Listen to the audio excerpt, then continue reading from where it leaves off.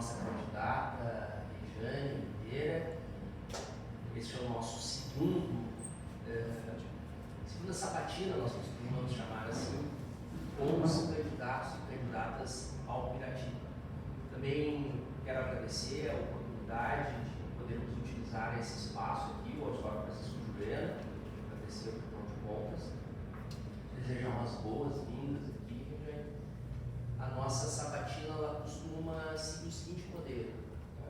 Nós temos 20 minutos para tu apresentares a candidatura, falar um pouco do teu programa, da tua trajetória, dos projetos, certo? E depois nós vamos fazer as questões que encaminhamos à assessoria.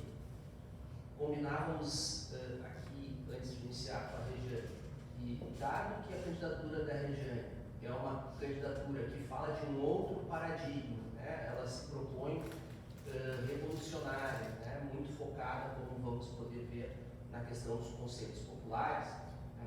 Nós combinamos de fazer uma adaptação dos preâmbulos que antecedem as questões, justamente para a gente poder aprofundar mais e compreender um pouco mais os projetos, né? E enfim, como se apresenta a candidata Regiane Oliveira. Eu preciso fazer uma saudação especial, porque tu és a única mulher candidata ao Piratini, né? E também nos honra muito poder contar contigo nesse espaço, né? Num tempo onde se evoca pluralidade, democracia, e muitas vezes nós não conseguimos escutar candidaturas que não figuram necessariamente nas pontas das pesquisas, né? Mas nós não conseguimos assistir num debate em televisão aberta, por exemplo, né? Então, para nós é muito bom poder escutar, porque todos sabemos que eleição não é sobre quem ganha ou quem perde, é sobre que ideias nós vamos continuar discutindo ou não. Tá? E, independentemente de maiores identificações, as suas ideias, elas sempre fazem nós refletirmos, pensarmos, né? E, enfim, comparar com outros parâmetros, outros paradigmas de enxergar a política. Mas quem está aqui para ser sabatinado e falar é a candidata Regiane. Então, Regiane, eu te passo agora a palavra, fica bem à vontade. Eu vou dar uma controladinha aqui no tempo, só para a gente seguir os 20 minutos. Né? Quando faltar uns 5 minutinhos eu te aviso. E, por favor, vai ser uma honra te ouvir. Muito obrigado.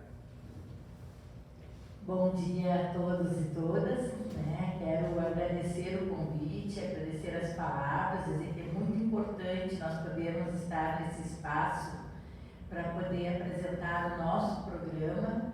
Importante dizer que nós, hoje nas pesquisas de 11 candidatos, nós estamos em 6º lugar, nós subimos de 1% para 2%, né? E mesmo estando em 6º lugar, frente a 11 candidatos, a grande mídia não tem nos convidado, né? Porque se apega a uma legislação que diz que precisa ter 5 pessoas, deputados no legislativo, quando não são proibidos de convidar e garantir que a única mulher negra, trabalhador e socialista possa apresentar o seu programa na sociedade, né? Então, esses espaços aqui são os espaços que nós valorizamos muito, porque a nossa estratégia é apresentar para a classe trabalhadora mesmo o nosso programa e mostrar o que nós pensamos, o que nós construímos enquanto programa e o quanto é viável este programa que nós queremos apresentar. Então, dizer que nós queremos construir, estamos, a partir do nosso programa, debater um governo dos trabalhadores e das trabalhadoras, que esteja a serviço da população. Os diversos governos que passaram pelo estado do Rio Grande do Sul mantiveram os privilégios dos grandes empresários e dos super ricos. E enquanto a população amarga a fome, a miséria e o desemprego. Nós achamos que se a frase que a gente costumava dizer no passado como algo distante socialismo ou barbárie, nós chegamos na barbárie.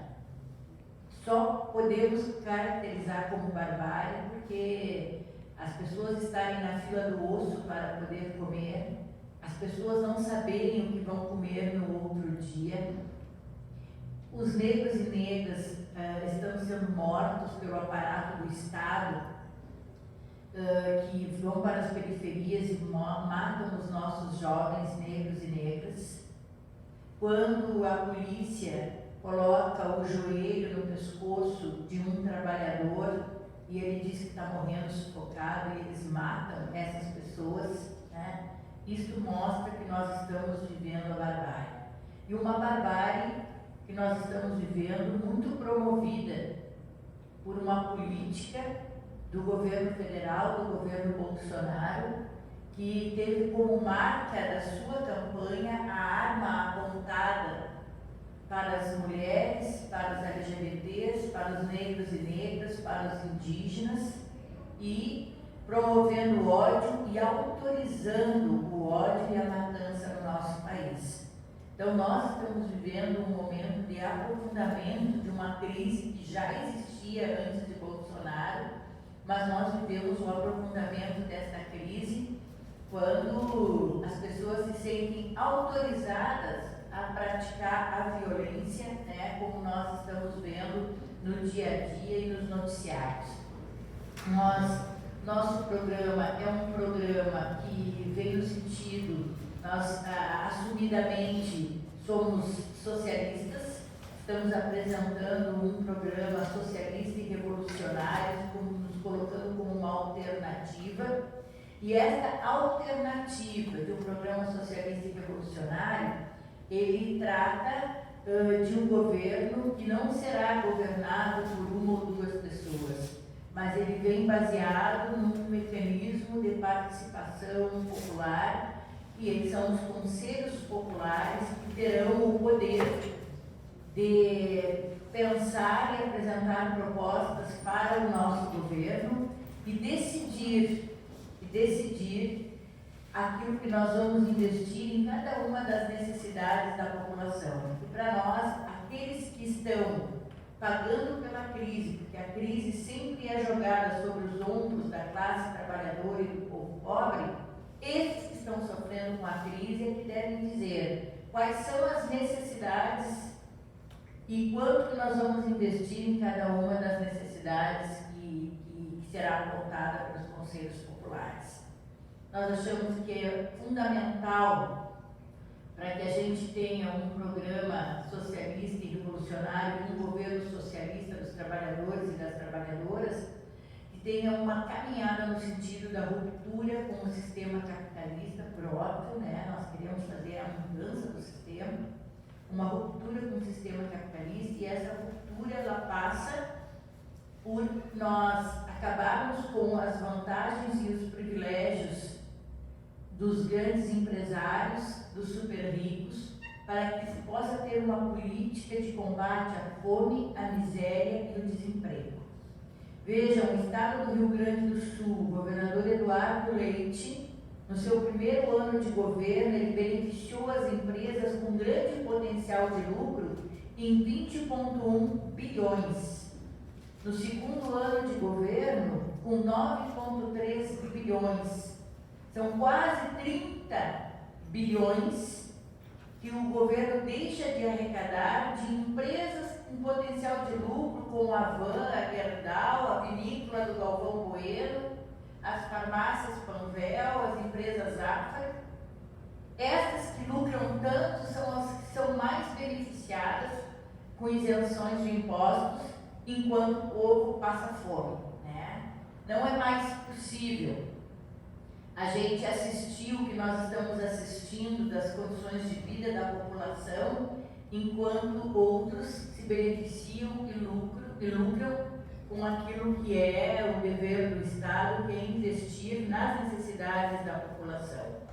Agora, o nosso programa ele tem um programa emergencial para apresentar, que justamente por uma avaliação nossa de que a nossa prioridade será a acabar com a fome e o desemprego, nós temos um plano emergencial para apresentar. Primeiro, que o nosso plano emergencial passa por isso que eu falei agora, acabar com os privilégios. O dinheiro do Estado tem que servir para resolver os problemas da população. Segundo, que para nós significa o não pagamento da dívida. Nós achamos que essa dívida que começou lá no governo Brito, não sei se começou no governo Brito, mas temos um marco dos 9,5 bilhões no governo Brito. Foram pagos 37 bilhões e nós continuamos devendo 73 bilhões, uma dívida impagável, né? Que nós defendemos a suspensão imediata do pagamento da dívida, uma auditoria independente, porque nós não seremos um governo do canetaço.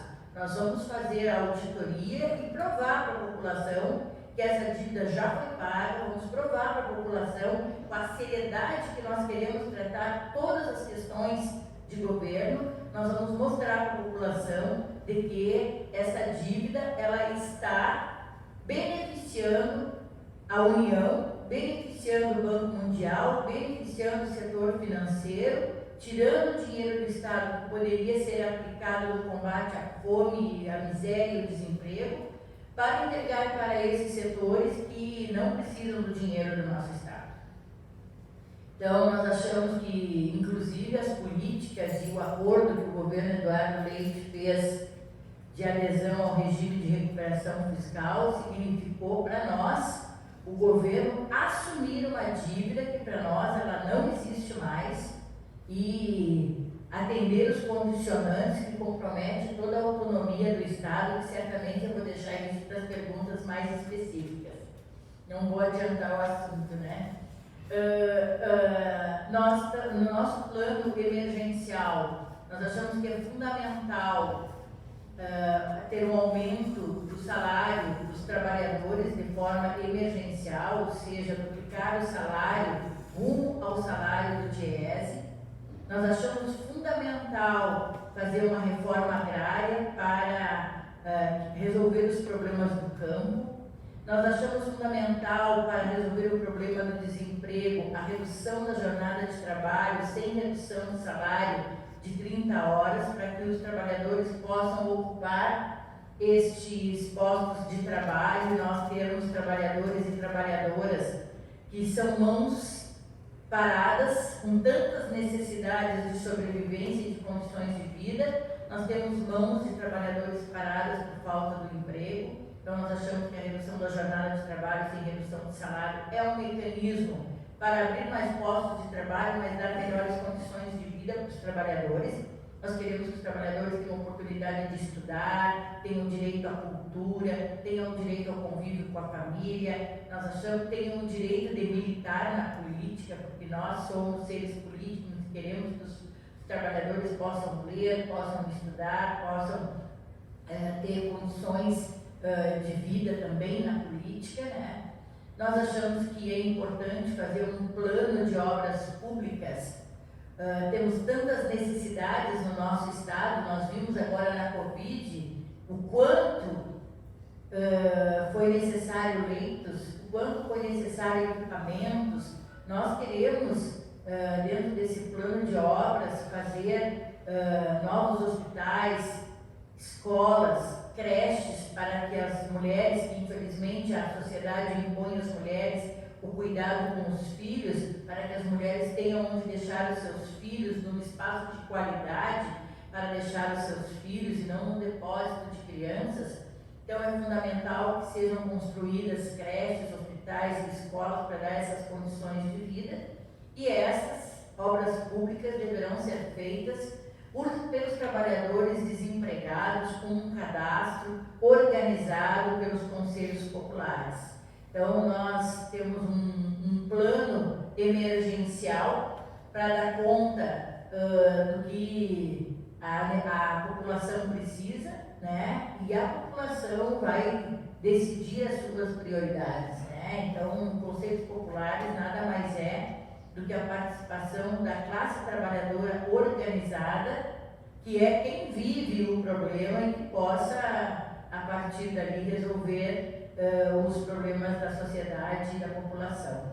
E nós queremos expropriar as empresas, né? Nós queremos expropriar as grandes empresas, as 10 maiores, que são os meios de produção. Às vezes, quando a gente fala em expropriação, as pessoas perguntam: não, mas vai tirar o meu carro, a minha casa? Nós não queremos mexer em nada que é fruto do trabalho da classe trabalhadora. O que nós queremos é que essas grandes empresas que exploram e que lucram em cima da produção da classe trabalhadora, eles parem de lucrar e que a classe trabalhadora possa, a partir do seu trabalho, da sua produção, administrar a riqueza que produz e dizer para onde vai o dinheiro.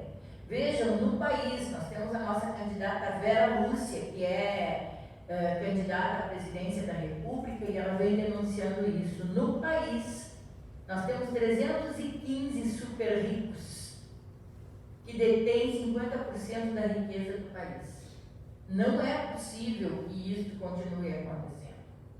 E aí as pessoas perguntam para nós: mas é este projeto socialista e revolucionário que mexa na estrutura, que faz a ruptura do sistema capitalista, que faz a expropriação das grandes empresas para mudar essa realidade, que os ricos parem de explorar os trabalhadores e lucrem para que os trabalhadores tenham o direito de uma vida digna?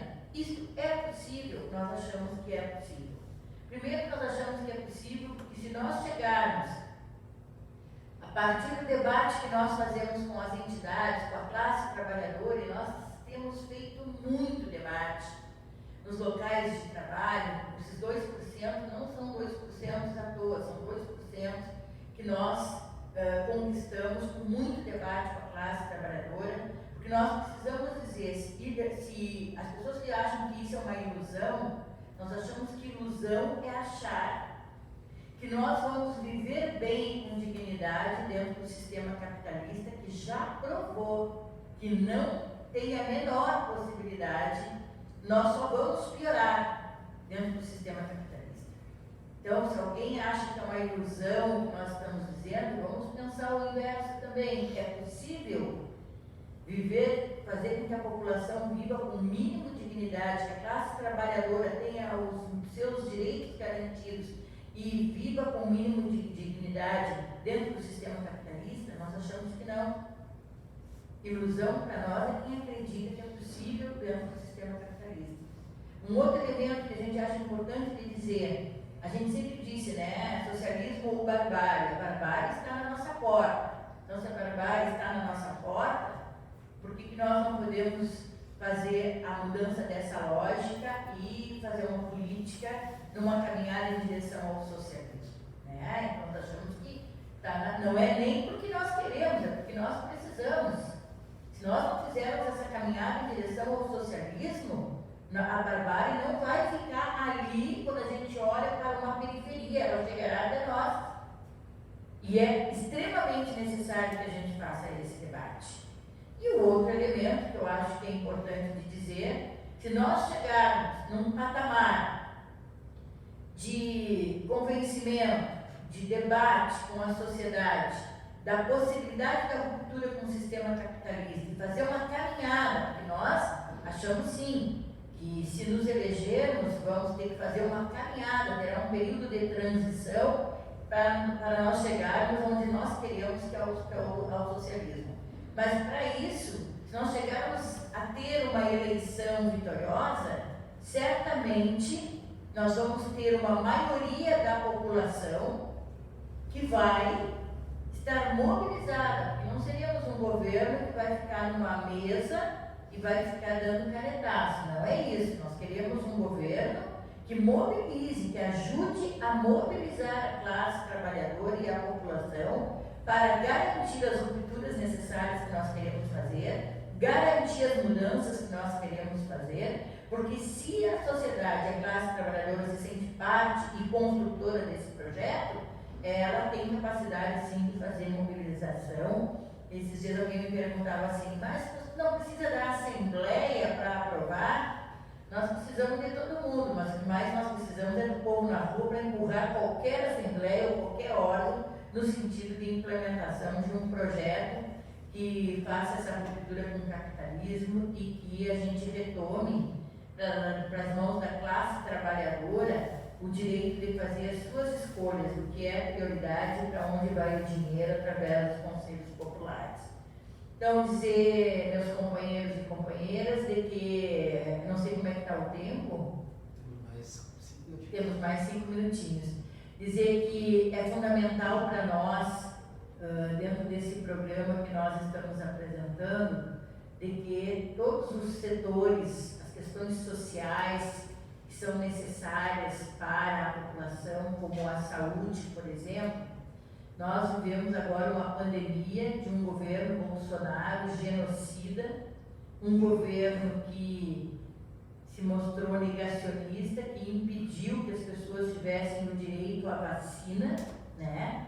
Portanto, um governo com as mãos sujas de sangue, e que tem representantes aqui no Estado, como o Onyx, que também se colocou, inclusive foi num debate comigo numa rádio e disse frontalmente que ele não tomou vacina, a família dele não tomou vacina e não vai tomar. Quer dizer, nenhuma responsabilidade com as pessoas, né? Um caráter público que vai estar circulando, então um risco para todo mundo. Então nós achamos que nós temos agora a 680 mil mortos pelo Covid, fruto dessa política genocida. Nós vimos que o SUS, o Sistema Único de Saúde, cumpriu um papel muito importante durante a pandemia. Nós queremos o SUS público e estatal. Nós entendemos que a terceirização que vem acontecendo no SUS, ela além de representar a precarização das relações de trabalho, ela também diminui a capacidade do atendimento. Nós queremos sim que esses terceirizados tenham o direito de serem organizados dentro do serviço público com todos os direitos, porque se o Estado, né, porque a gente é contra a terceirização, mas não somos contra os terceirizados. Os terceirizados nós queremos que eles tenham os direitos que os servidores públicos têm, porque eles trabalham há anos na saúde. Nós não podemos dispensar essa mão de obra que sempre é muito importante, principalmente nós que vivemos a pandemia sabemos disso. Então nós queremos que eles tenham esses direitos e queremos, né, todos os governos que passaram pelo estado do Rio Grande do Sul, todos, não cumpriram sequer aquilo que está colocado por lei, que tem investimento de 12% na saúde. Nenhum deles cumpriu isso. Assim como nenhum deles cumpriu o que reza a Constituição Estadual de investimento de 25% na educação. E nós precisamos, sim, ter uma educação de qualidade, nós precisamos investir na saúde, nós precisamos valorizar os servidores da saúde, os servidores da educação, precisamos garantir aquilo que é necessário, como moradia, transporte, nós precisamos garantir segurança pública para a população que, na realidade, vive hoje, né, à mercê desse sistema capitalista, dessas legislações, né, que privilegiam os ricos e que os pobres vão cada vez ficando mais pobres. Porque é assim que o capitalismo se organiza, né? E sobre o tema, como eu já vi que nós estamos no finalzinho aqui, também tento falar sobre o tema das opressões, né? Nós vivemos uma sociedade que sofre todas as consequências de um sistema que tem como pilar a opressão, né? O machismo, o racismo, a LGBTfobia, o preconceito contra os indígenas.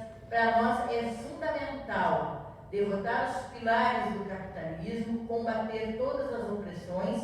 Por isso, o nosso partido, PSTU, tem uma chapa de mulheres, né? Nós temos uma chapa de mulheres, eu sou a candidata a governadora, nós temos a Vera Rosane, que é a candidata a vice-governadora, Fabiana Sanguiné, que é a nossa candidata ao Senado, temos a Ana Rita, nossa candidata a deputada estadual, temos a Nicaia, que é a nossa candidata candidata a deputada federal e temos uma chapa de mulheres por compreender o momento que nós estamos vivendo e que essa mudança de lógica nós queremos a partir, inclusive, de uma chapa de mulheres para mostrar que é possível, sim, que as mulheres façam um debate e construam as condições de apresentar um programa que seja capaz de ser compreendido pela sociedade e que seja capaz de ser levado junto com a sociedade para que a gente seja vitorioso no futuro bem próximo. Obrigada. Obrigado, candidata Regiane Oliveira. Eu tenho que fazer uma breve correção aqui. Eu peço escusas, da minha assessoria de comunicação já deve ter percebido, eu não li a biografia. Então, a biografia é mais importante. Então, eu vou aproveitar para fazer nesse momento. Eu procurei compensar, te dando mais alguns minutos, porque, segundo o IBGE, nós homens temos que ficar calados por pelo menos 100 anos para começar a igualar o tempo de voz. Então, eu vou pedir licença para ler a biografia e aí passamos para as questões. Pode ser? Então, vamos lá. Regiane de Oliveira, 61 anos, é professora aposentada da Rede Estadual de Ensino do Rio Grande do Sul. Foi presidente do CEPER, sindicato, por 2 gestões, destacando-se por organizar fortes greves e mobilizações nos governos Ieda Cruz, dos PSDB, e Tasso Genro, PT. Sempre lutando por uma educação transformadora, com professores, funcionários de escola e aposentados valorizados. Regiane é da Executiva Estadual e Nacional, da Central Sindical e Popular, CSP com lutas, é militante do PSTU e sua pré-candidatura representa o Partido e o Polo Socialista Revolucionário. Muito bem. Acho que agora corrigimos, né, Clavera? Para registro depois.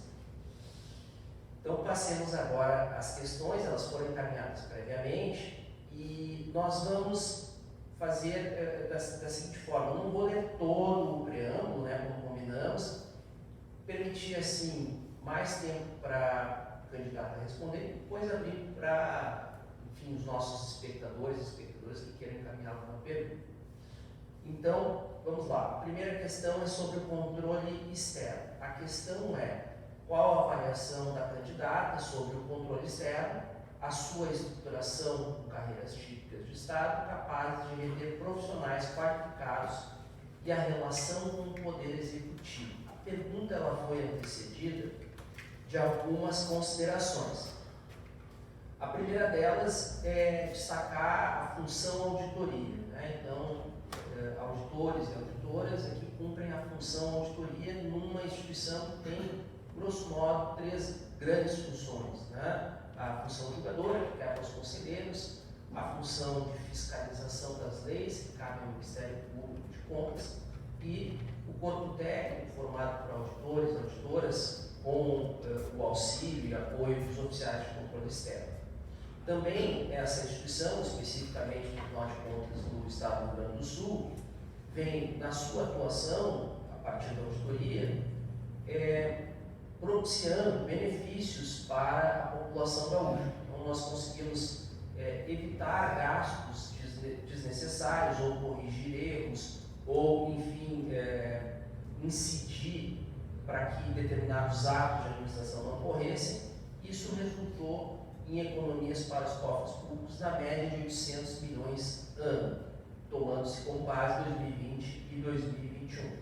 Também, no preâmbulo da questão, consta o aspecto do nosso plano de carreira, né, que tramita na Assembleia Legislativa e visa devolver uma perspectiva para uma categoria que, tal como as outras do serviço público, com as reformas administrativas, perdeu qualquer perspectiva. Então, a pergunta, né, é qual a visão da candidata sobre o controle externo e a estruturação de carreiras típicas e essa relação com o Poder Executivo.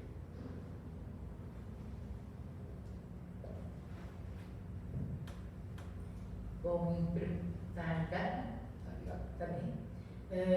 Em primeiro lugar, dizer que para nós, e a gente tem uma experiência já dentro do movimento sindical, das nossas batalhas, né, para provar o quanto o aumento de salário ou o direito a um reajuste salarial, até mesmo o direito ao reajuste da inflação, ele faz parte de escolhas do governo, né? Os governos fazem a escolha, como eu disse na minha primeira fala, para beneficiar os ricos em detrimento da classe trabalhadora.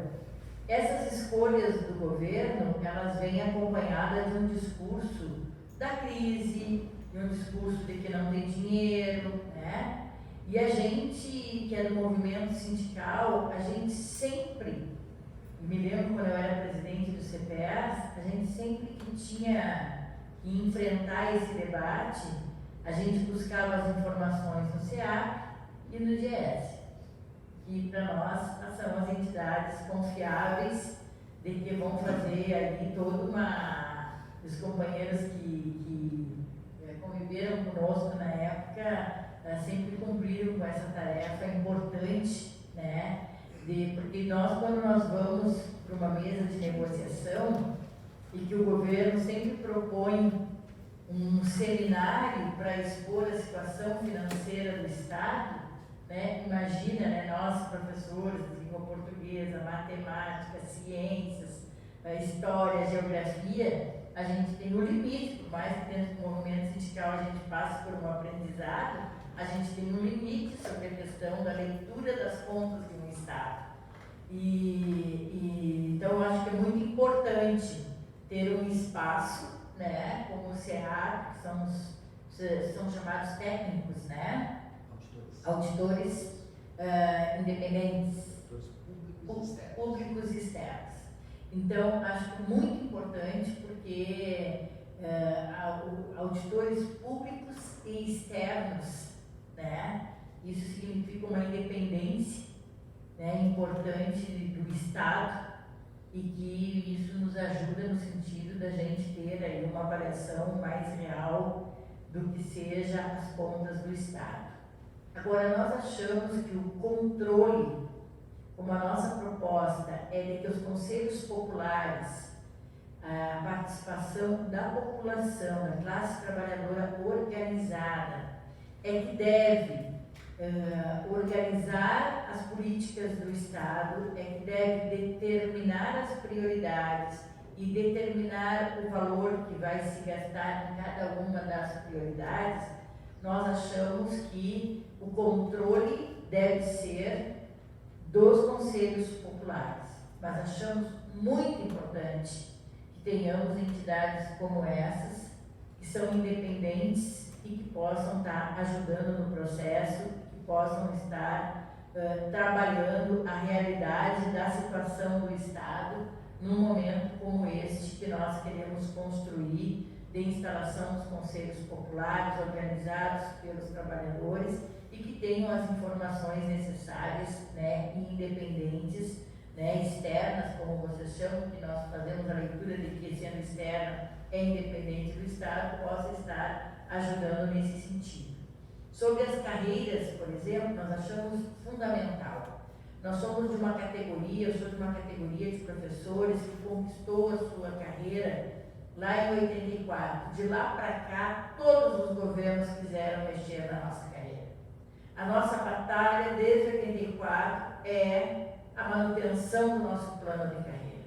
E lutamos muito para que isso não acontecesse. Nós amanhecemos na casa da governadora Ieda para que ela não mexesse na nossa carreira. Nós amanhecemos na porta do edifício do Edgar Preto, quando era líder da bancada do governo do PT. Nós amanhecemos na casa da secretária de Educação para manter o nosso plano de carreira. Polarizamos uma luta nesse Estado por duas pautas: manter o plano de carreira e garantir o piso nacional para professores e também para funcionários de escola. Um piso que nós conquistamos como lei nacional, que foi fruto da luta dos trabalhadores em educação em todo o país, e que os governos não cumpriram, né? Então, nós achamos que é muito importante a carreira dos servidores públicos, dos trabalhadores.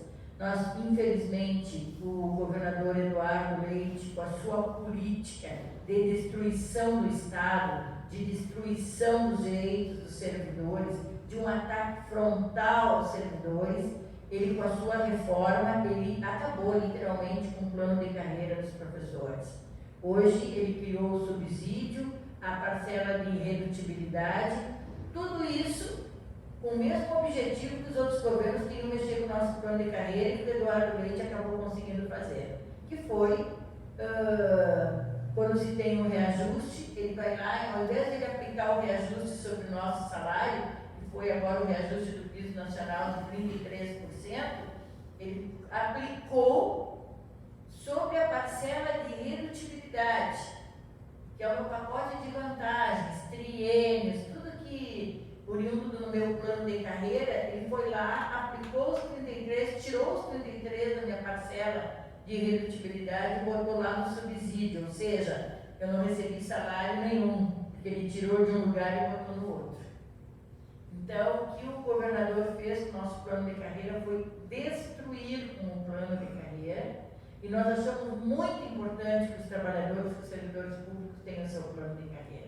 Um plano de carreira que possa garantir promoção, um plano de carreira que possa valorizar o tempo de serviço, um plano de carreira que possa valorizar aqueles que estudam mais, que se habilitam, que se preparam mais.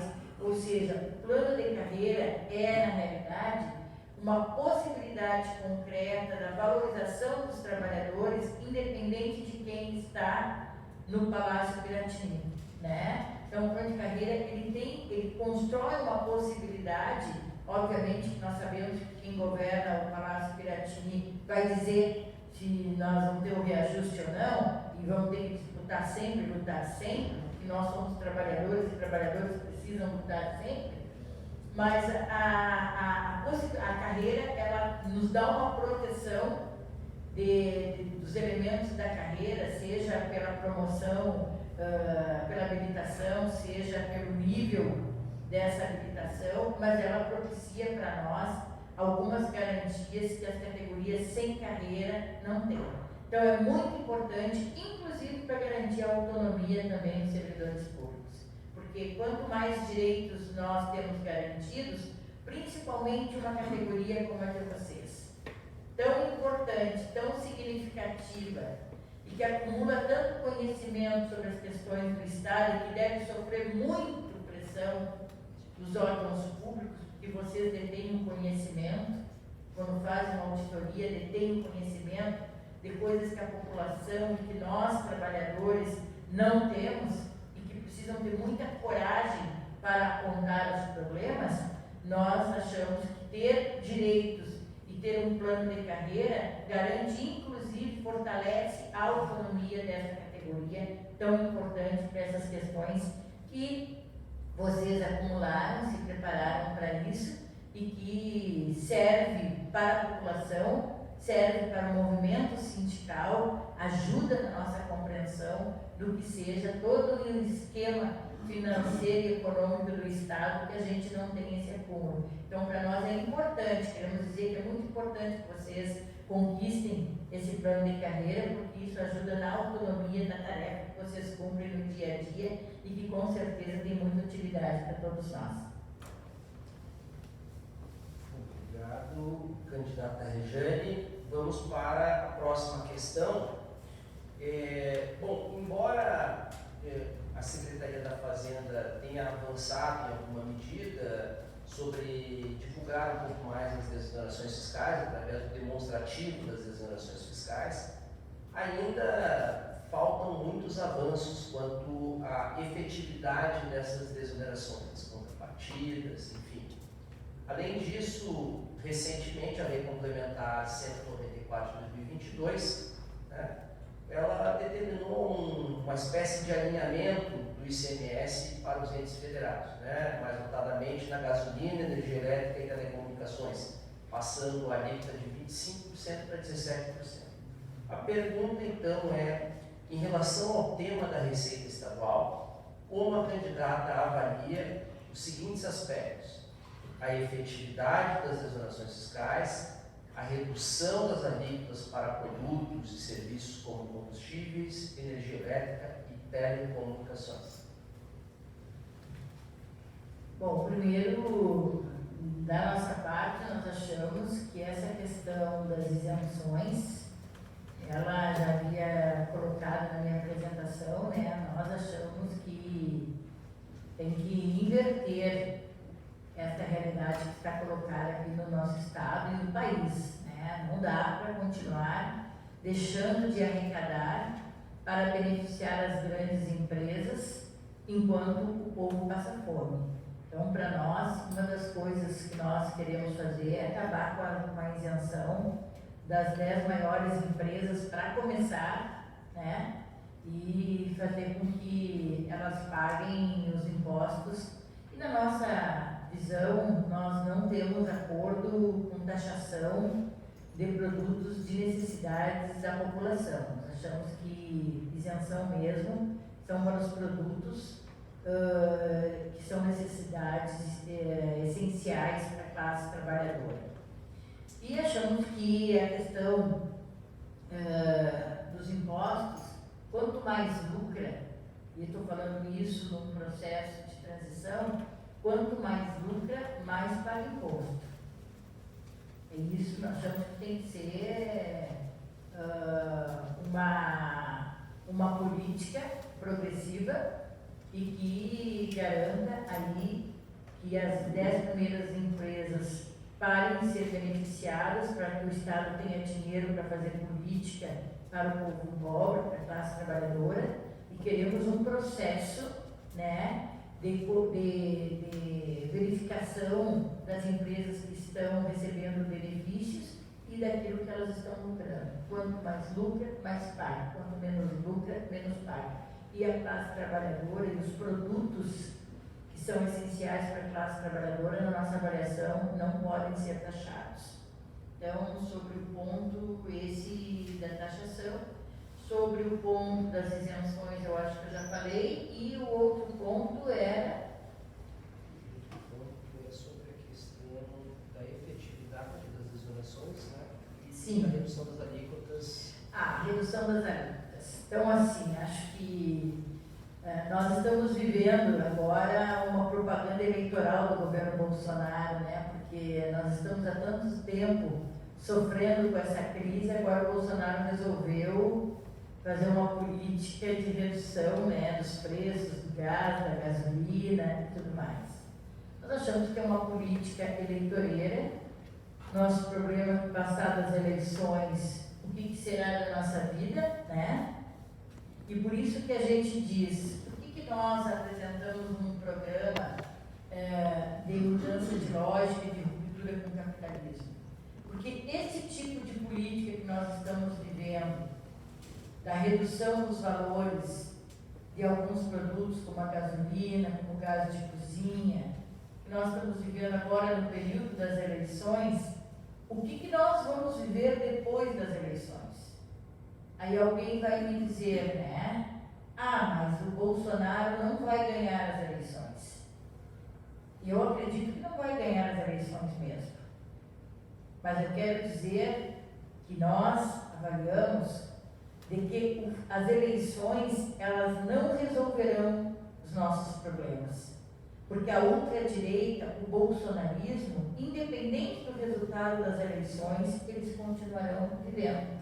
As eleições não fazem com que a ultradireita e o bolsonarismo evaporem. Não faz. Principalmente porque a polarização que existe no nosso país é Bolsonaro de ultradireita, um genocida,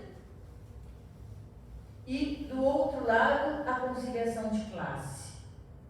Porque a união de Lula com Alckmin não é algo que não tenha significado para a classe trabalhadora. Alckmin bateu nos professores que lutavam pelo piso nacional em São Paulo. Alckmin massacrou o Pinheirinho. Alckmin é o representante maior da direita. Alguém acha que Alckmin está na chapa do Lula para implementar um programa de esquerda e da classe trabalhadora? Nós achamos que não. E, portanto, não terá capacidade. Nós não achamos que a aliança com a direita seja capaz de derrotar o bolsonarismo e a ultradireita, independente do resultado da eleição. Porque não basta Bolsonaro perder a eleição. E todo mundo aqui sabe, e todo mundo diz que tem uma possibilidade de golpe, né? Nós somos, o PSTU, é um dos partidos que está na linha de frente, nas ruas, pelo Fora Bolsonaro.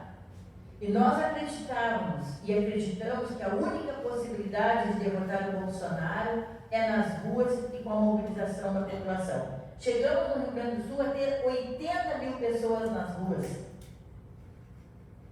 E aí as grandes centrais, subordinadas ao Partido dos Trabalhadores, dizem que não era nas ruas que nós iríamos resolver o Fora Bolsonaro, que o Bolsonaro seria derrotado nas eleições. Mas nós sabemos que a política de Bolsonaro e a ultradireita, ela não vai acabar porque o Bolsonaro vai perder as eleições. E nós precisamos organizar o povo na rua para lutar contra isso. Então nós não vamos cair nessa armadilha da baixa dos preços, porque na nossa avaliação, passadas as eleições, a situação vai ser de calamidade pública, vai ser a barbárie. E vai ser a barbárie se Bolsonaro ganha, porque nós já sabemos do que nós estamos falando, que governo é esse, e vai ser a barbárie, porque a direita que está junto com Lula vai seguir implementando a sua direita. Nós vivemos há pouco tempo, a história da Dilma e do Temer, que nós não consideramos que seja um golpe, nós achamos que foi uma traição entre parceiros do mesmo governo, que estiveram aliados para fazer a reforma da Previdência, que estiveram aliados para fazer a lei de falência, que estiveram aliados para fazer a lei antiterrorista. E hoje nós estamos vendo, de novo, o PT se aliando com um representante da direita. Aí as pessoas vão dizer para nós, para derrotar Bolsonaro é preciso se unir com a direita. Nós achamos que não. Nós achamos que para derrotar a ultradireita, tem que organizar o povo na rua para lutar e mostrar que o povo tem capacidade de derrotar. E quando o povo derrota na rua, é uma derrota fragorosa, contundente, estrutural. Agora, derrotar nas eleições não tem significado de evaporação da ultradireita. Então, nós achamos que, infelizmente, a conciliação de classe, ela nunca trouxe coisa boa para a classe trabalhadora. A conciliação de classe, que representa hoje Lula e Alckmin, sempre traz tragédias para a classe trabalhadora. Uma delas é o Bolsonaro. Porque nós não achamos que o Bolsonaro caiu no nosso colo de repente. Bolsonaro é fruto de uma política equivocada de conciliação de classe, que as pessoas passaram a não compreender mais a diferença do que é uma coisa e outra e acabaram depositando seu voto de forma equivocada num governo de ultradireita, num governo que nós avaliamos como assassino, que tem as mãos sujas de sangue de 680 mil mortos no nosso país. Obrigado, candidata. Vamos passar para a próxima pergunta. É sobre regime de recuperação fiscal e a relação com a dívida pública. Bom, eu vou procurar ser breve aqui no preâmbulo, certo? Mas, enfim, a gente traz um histórico, partindo então do saldo de 73,72 bilhões em 31 de 12 de 2021. Esta era a posição da dívida. Houve toda uma discussão na ACO 2257, que discutia o tema e pedia, desde a origem do contrato, a incidência do IPCA e a retirada de juros. O Estado abriu mão dessa ação para aderir ao regime de recuperação fiscal.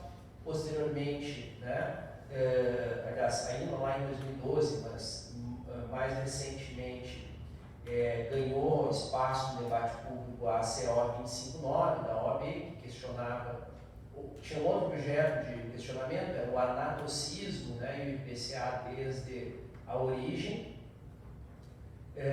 Bom, e nós tivemos agora, recentemente, algumas decisões do Supremo Tribunal Federal, né, para estados como Alagoas e Maranhão, que abrem precedentes para rediscutir a dívida, o regime de recuperação fiscal, então ele a convalidou.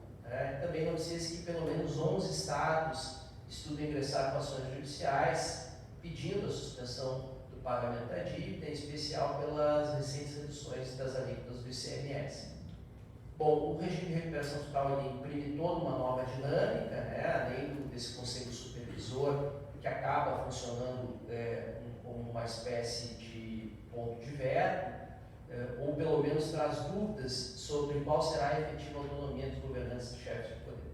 Então a pergunta é qual a posição da candidata sobre o regime de recuperação fiscal e a discussão sobre a dívida pública do Estado do Rio Grande do Sul.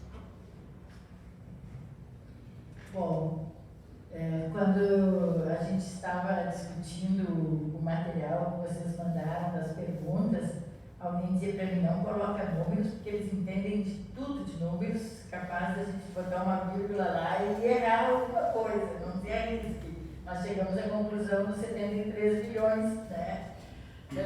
Então, dizer, meus companheiros e companheiras, de que nós achamos muito importante esse tema e a nossa posição é muito clara e muito objetiva. Nós vamos revogar a adesão e o acordo que foi feito desse regime de recuperação fiscal.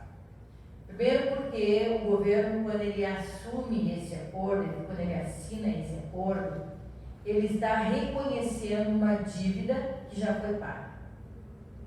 Ele está assinando embaixo de que nós devemos 73 bilhões.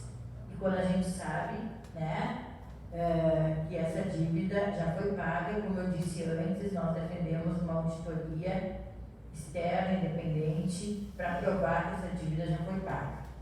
Segundo, que esse regime de recuperação fiscal, ele traz uma série de condicionantes que vem na lógica do capital de, mais uma vez, jogar sobre os ombros da classe trabalhadora a responsabilidade por esse acordo.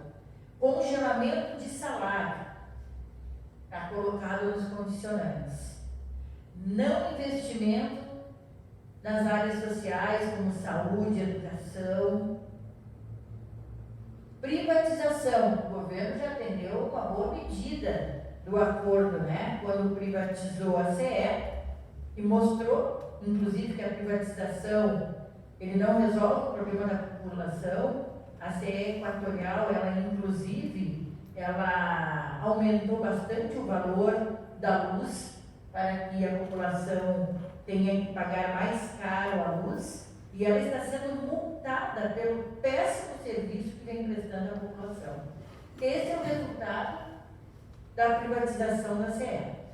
Nós estamos enfrentando o tema da privatização da Corsã, porque é algo que não tem mais limites, né, a política de privatização. Inclusive, os recursos naturais, como a água, estão sendo privatizados pelo governo, que começou com o governo Eduardo Leite, esse processo de privatização, e que está dando continuidade a esse atual governo que substituiu.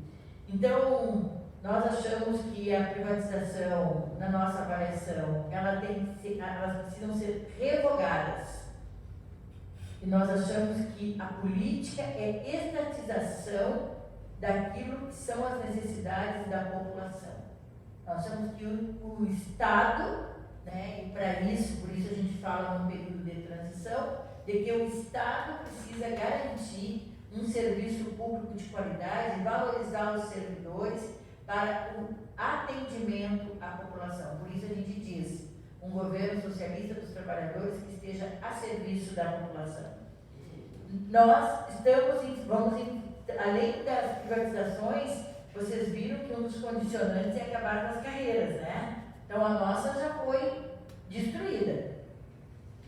Então vejam a dificuldade e desafio que está colocado para os servidores que buscam as suas carreiras, né? Porque se o governo já atendeu o condicionante de estar acabando com as carreiras dos servidores, imagina os parâmetros do nosso plano de carreira, que do nível 1 ao nível 6, a diferença era de 100%.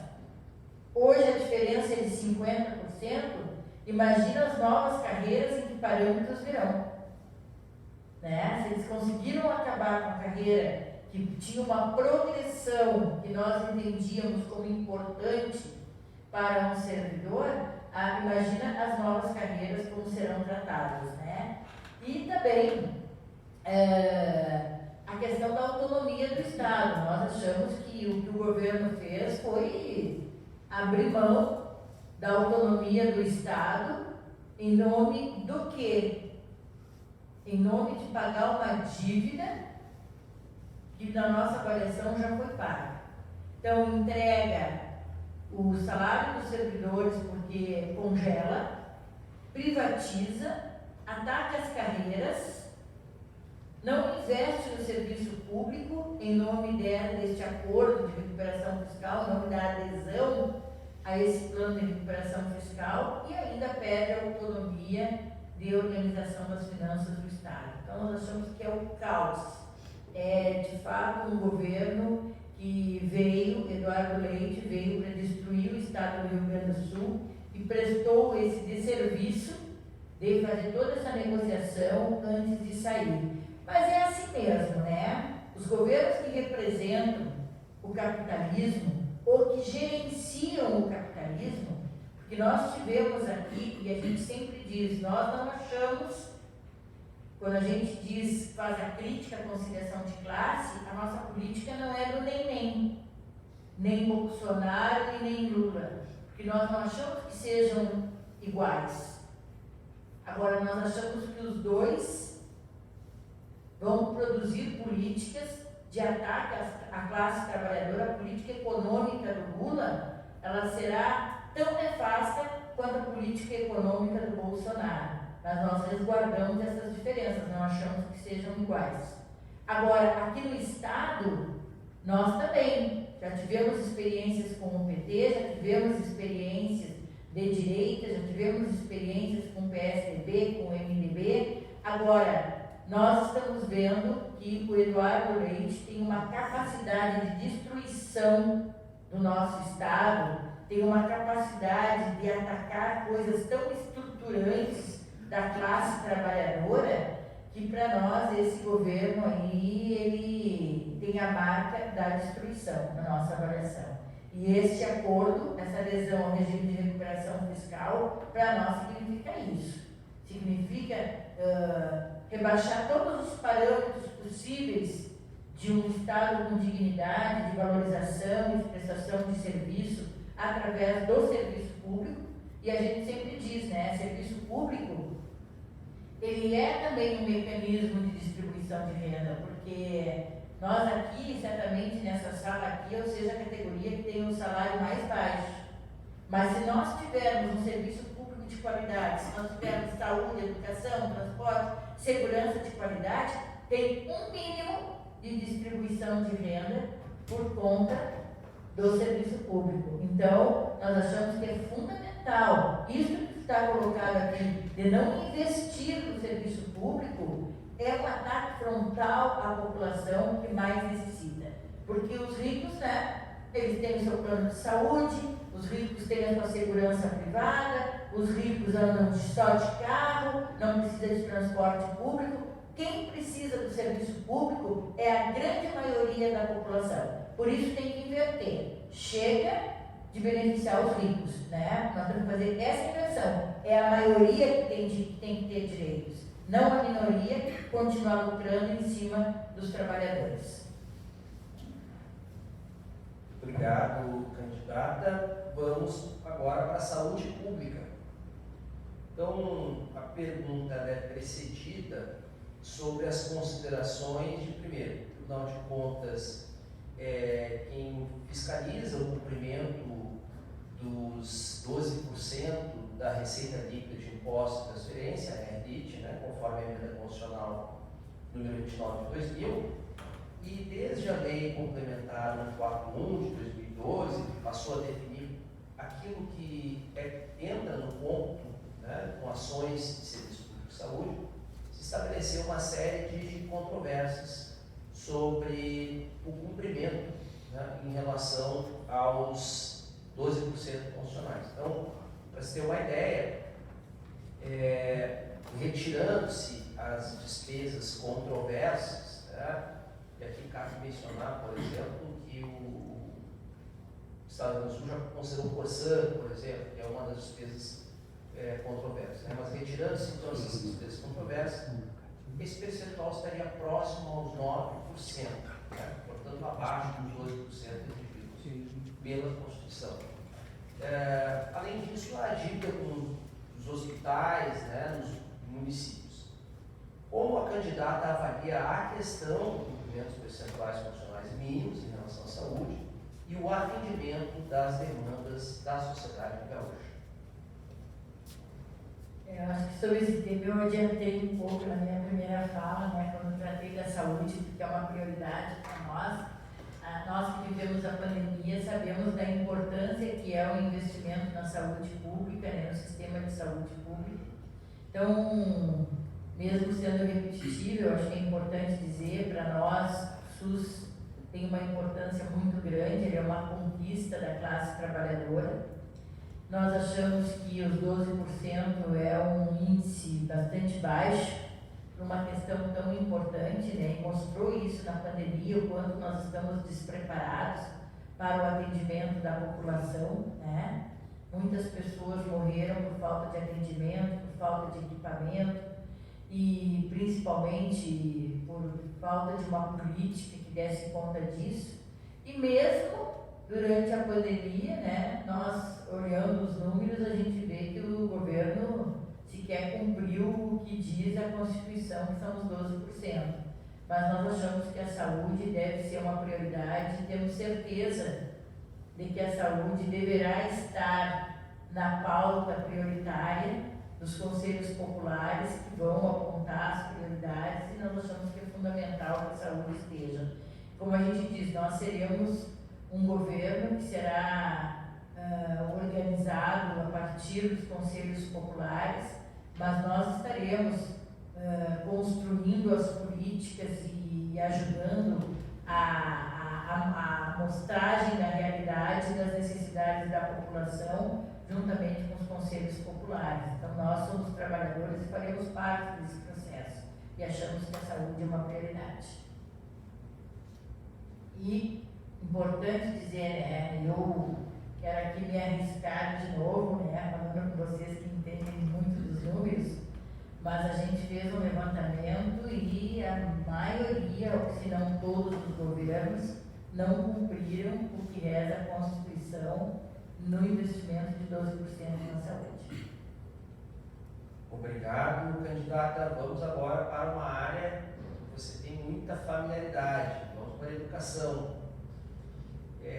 Bom, a pergunta é antecedida de algumas considerações, algumas de ordem mais quantitativa, especificamente sobre o Fundeb.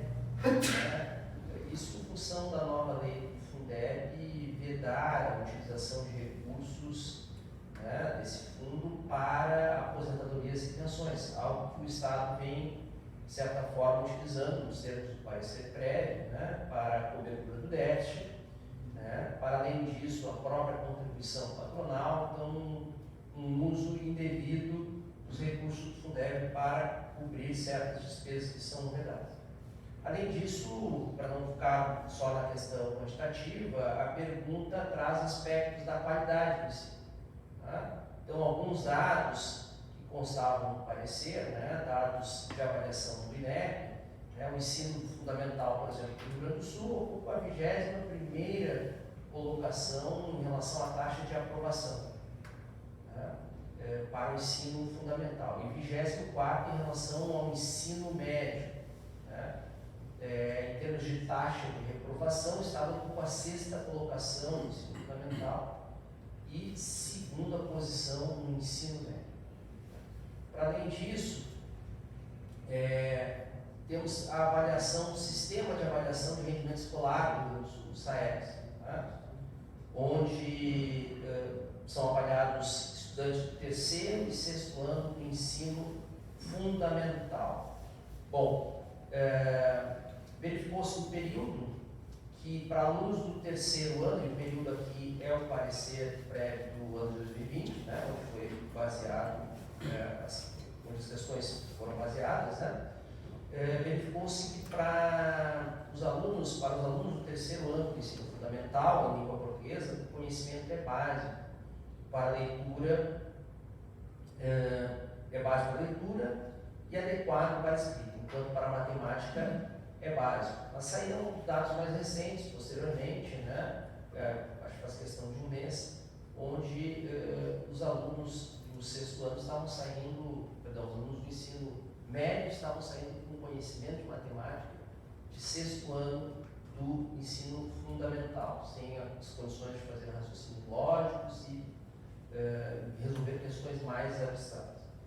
Então, nesse sentido, a pergunta é a seguinte: como a candidata avalia a questão do cumprimento dos percentuais constitucionais mínimos atinentes à educação e a qualidade do ensino público gaúcho? Bom, primeiro dizer que a lei do Fundeb é uma lei que foi uma luta travada em todo o país no sentido da gente conquistar uma legislação que garantisse ali uma verba que pudesse vir para os estados e municípios e garantisse ou ajudasse a garantir a qualidade da educação. E o Fundeb também estabelece que essa verba ela pode ser destinada ao salário dos professores também. Inclusive diz que pode ser utilizada até 100% para a valorização profissional, por uma avaliação de que um dos problemas da educação tem sido, né, a dificuldade dos professores de poderem sobreviver. Nós temos na nossa categoria uma pesquisa que nós fizemos algum tempo atrás, quando eu era presidente. 48,9% da nossa categoria tem problemas psicológicos, ou doença do pânico, síndrome de Burnout, ou depressão, toma Rivotril para dormir, outro remedinho de manhã para acordar. É assim a realidade da nossa categoria. Porque ela precisa chegar numa sala de aula com 30, às vezes 40 alunos, cada um com uma formação diferente, e pensar que seu filho está em casa, que seu aluguel está atrasado, que ela não conseguiu comprar um remédio para a mãe, que é idosa, e assim é a realidade de uma categoria da educação. E ela chega na escola, ela encontra uma escola caindo aos pedaços. Nós temos escolas hoje que é colocado madeira, tapume, para tapar os buracos do piso da escola. Escolas que juntam as turmas porque tem goteira no teto. Escolas que têm computador, mas que não pode ligar porque se liga e explode a rede elétrica. Nós temos absurdos na realidade da escola pública, ônibus escolar que não pegam as crianças que moram a quilômetros da escola, que são crianças que moram em zona rural, que não conseguem chegar até a escola. Então, nós vivemos uma realidade de uma escola que os governos se vangloriam pela política de ingresso, mas não garantem a permanência do aluno na escola, porque a escola precisa ser um espaço atrativo. Hoje, com todas as tecnologias e celulares e computadores, que são muito limitados, obviamente, pelo público da escola pública, mas hoje nós precisamos mais do que nunca ter uma escola com material pedagógico que tenha um processo atrativo, e nós não temos nenhum investimento. Hoje, se for uma escola pública, o que existe é a mão de obra, que é o professor, o giz e o quadro. Não tem nada de material. E aí o professor, desgastado, desmotivado, alguns conseguem superar e fazem seu material pedagógico em casa com seu próprio salário, que já é miserável, e levam para a escola para ilustrar o conteúdo que está dando. Então, a realidade da escola pública é duríssima no sentido da estrutura da escola. É duríssima no sentido da valorização profissional. E os governos que passaram pelo estado do Rio Grande do Sul sequer investiram os 25% que reza a Constituição Estadual. Sequer, porque 25% não resolverá o problema. Mas nem isso os governos que passaram pelo estado do Rio Grande do Sul. Então não me venham com essa história, vamos devolver o Brasil e o Estado para as mãos dos trabalhadores, porque nunca esteve nas mãos dos trabalhadores. Senão eu não estaria relatando esta realidade que nós estamos vivendo dentro da educação. Piso nacional foi uma conquista dos trabalhadores em todo o país. Os governos tentaram de todas as formas acabar com o plano de carreira para que o piso não fosse o básico do plano de carreira, mas que fosse o vencimento. Cuidado, que essa é a armadilha do plano de carreira. A armadilha é essa, é não ter o básico no plano de carreira, ter o subsídio, para que quando tiver um reajuste ou for implementado o piso nacional, este piso não seja indexado ao básico e sobre ele as vantagens da carreira. Esta é a armadilha, por isso Eduardo Leite e os governos anteriores tentaram acabar com o nosso plano de carreira, porque precisavam transformar o nosso básico em subsídio, para que quando tivesse um reajuste não incidisse sobre o básico e sobre ele todas as vantagens. Então, o salário dos professores é muito baixo, é muito difícil para uma categoria ter todo. Primeiro que é uma categoria, eu vou dizer para vocês assim, nós temos uma leva de professores mais jovens, que foi um concurso, o último concurso que aconteceu, mas depois não aconteceu mais, então a grande maioria da categoria é como eu, 61 para mais. Posso dizer que eu estou na média das jovens da categoria, viu? Então, a vida é dura na categoria, as pessoas estão muito mais, com mais idade, né? E portanto com muita dificuldade de sobrevivência, porque aí é mais remédio, é familiar mais doente, tudo vem junto com a idade, né? Nós sabemos que a idade não vem sozinha, infelizmente, né? Então, a dificuldade da categoria aumentaram, né? E os governos, o que eles fazem? Eu acho que é importante dizer isso, porque sempre vem esse debate, e está correto vir o debate, sobre o SAER, sobre a Prova Brasil. Cada governo que entra cria um mecanismo de aferição, cria um mecanismo de avaliação sobre a educação. Aí uma avaliação que é avaliação externa, que é uma avaliação que não leva em consideração a realidade da escola, nem a realidade da região, e que avalia um momento do aluno. Eu passo o ano todo com o aluno, eles vêm com uma avaliação, colocam uma prova que fala sobre coisas que as pessoas nunca viram. Eu dei aula na Vila do Sargento, lá na Serraria. Passei anos da minha vida dando aula lá na Vila do Sargento, não sei se vocês conhecem onde é que é. Lá na Vila do Sargento, quando eu comecei a dar aula lá, não tinha saneamento básico, não tinha nada. Era uma vida muito difícil. Aí tu pega uma prova dessa e apresenta para um aluno no dia. Justamente no dia em que na noite anterior o pai bebeu, bateu na mãe, bateu nos filhos. Justamente naquela semana que não tinha dinheiro para comer, ele vai fazer uma prova. Isso representa a realidade de uma educação ou representa aquele momento do nosso estudante? Então, nós somos contra essas provas externas que não levam em consideração a realidade do aluno, não levam em consideração o vocabulário da região, não levam em consideração se a escola é do campo, se é urbana, se a escola é de periferia ou se é de bairro, ou seja, é completamente fora daquilo que nós defendemos para a educação. Então, esses mecanismos de avaliação da educação, para nós, é simplesmente uma forma dos governos mascararem a sua inoperância para resolver o problema da educação.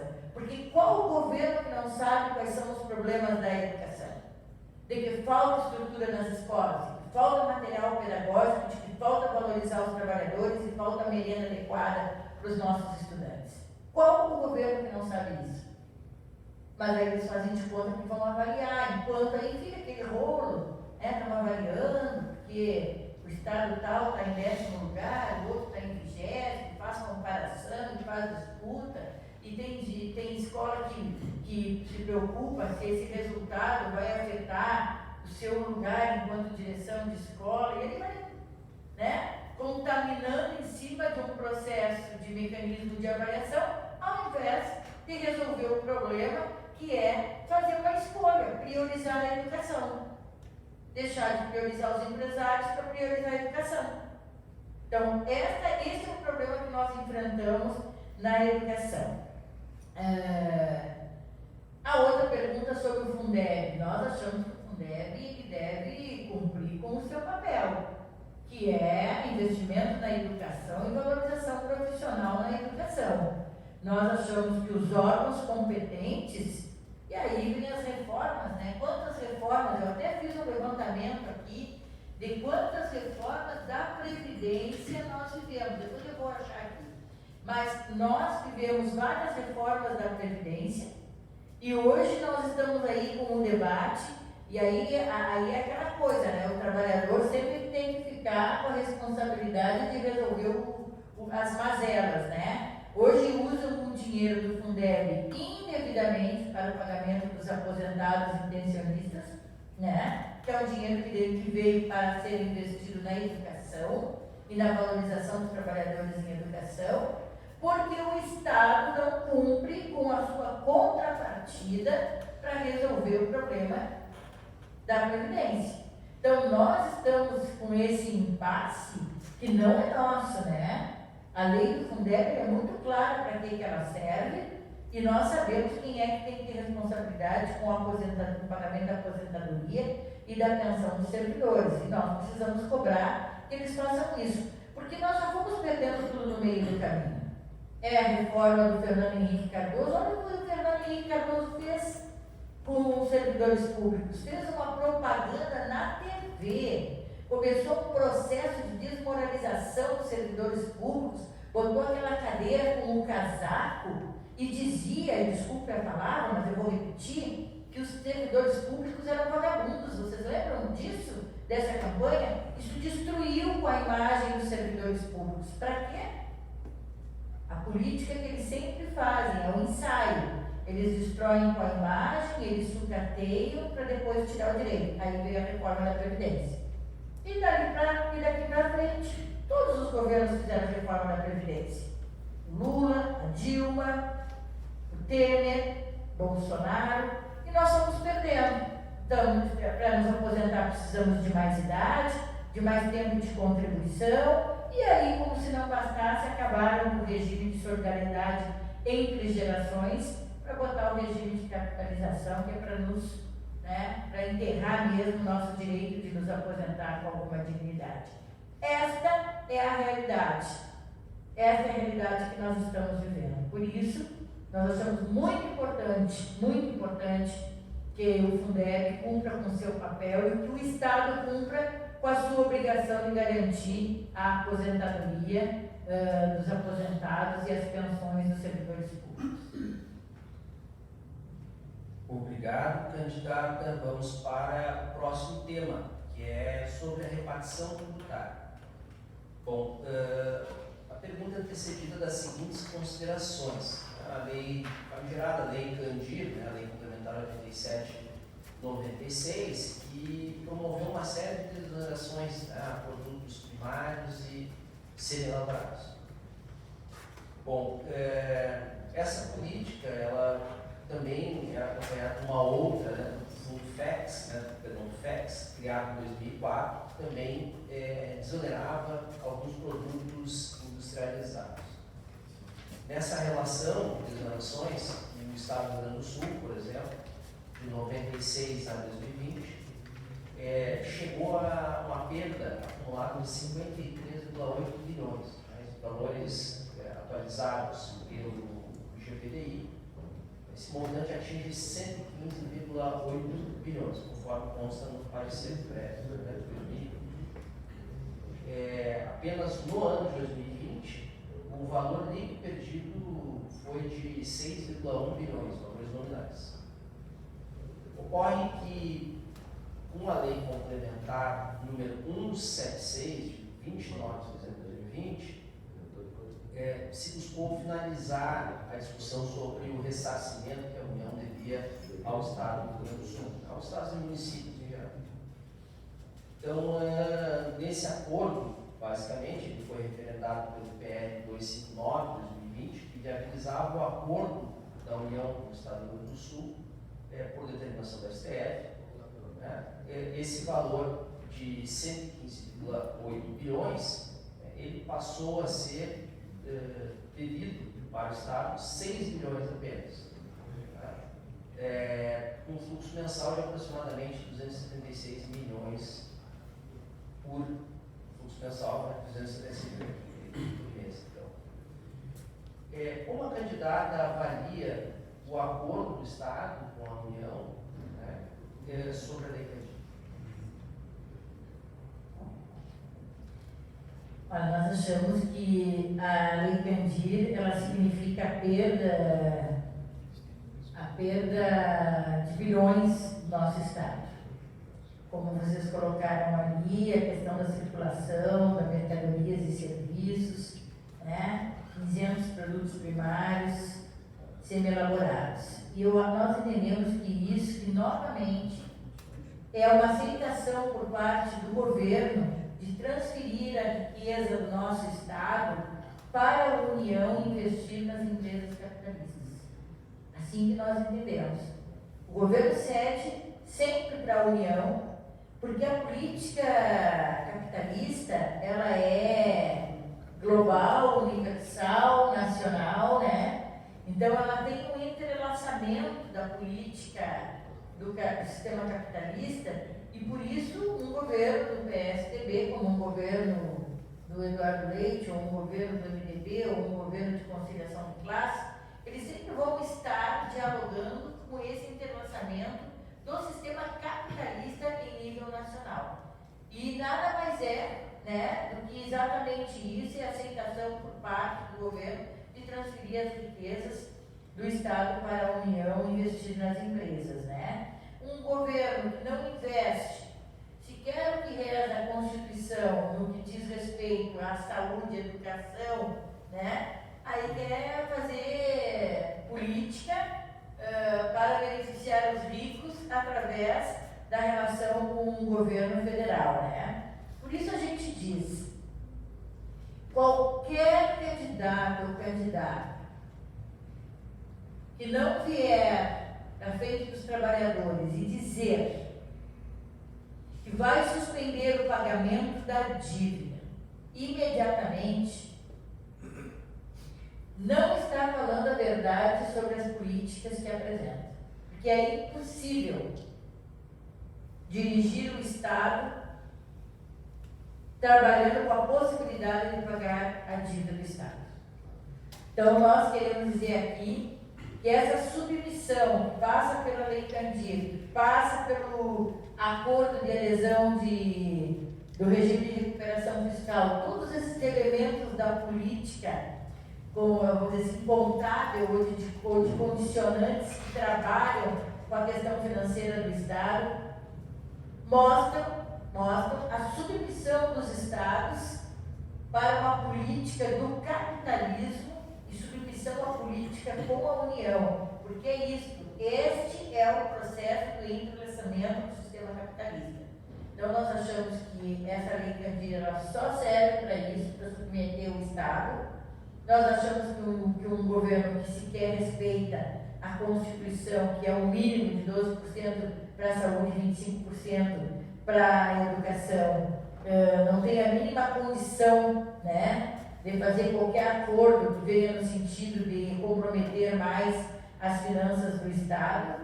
E nós temos uma lógica inversa, né? Nós achamos que quem produz é que deve deter, e quem produz é a maioria, que somos nós, a classe trabalhadora e o povo pobre, somos nós que produzimos, e somos nós que temos que determinar para onde vai o dinheiro e parar de mandar fechar essa torneira de dinheiro que vai para a União para investir nas necessidades da população, para investir no combate à fome, no combate ao desemprego que nós estamos vivendo no nosso país e no nosso Estado. Acho que essa é a grande tarefa que nós precisamos cumprir com o dinheiro do Estado.